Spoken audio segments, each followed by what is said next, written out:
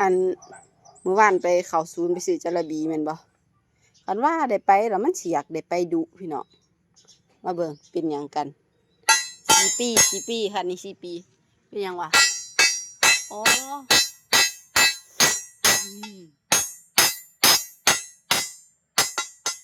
ถามสร้างแล้วว่ามีแต่เป็นสุดแม่นบ่มีแต่เป็นสุดติดกับตัวนี้เลยเพื่อเอ็ดแยกบ่ได้ต้องได้สั่งมีแต่เป็นสุดตัวนี้ไปพุ่นลงกึ่งมาหน้าบ่าพุ่นนกกึ่งนกอีก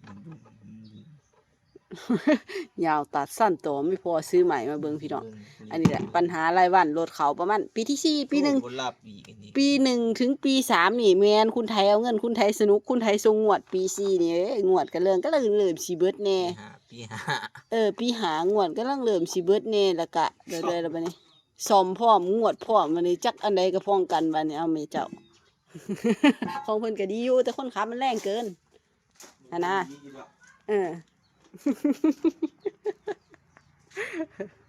เมื่อวานเบิดน้ำมันไป2 ถังจาระบีอะไรซื้อเบิด1,500ตื่นมามือใหม่กับพ่อปัญหาอีกแล้วฝากไปถึงมือใหม่อย่าเฝ้าหื่นเด้อย่าเฝ้าสลื่นไปไทย250เด้ออกมาใหม่หันอย่าเฝ้าสลื่นเด้อย่าดราม่าพร้อมคลิปนี้อย่าดราม่าพร้อมอย่าเฝ้าสลื่นถ้าเบิ่งรถปี4ปี3ปี4ไปมันสิได้ซ่อมพี่น้อง2-3 ปีแรกนี่บ่เป็นหยังแม่นหยังกะยา เจ้าหน่อยเขาว่าเป็นอีกนะ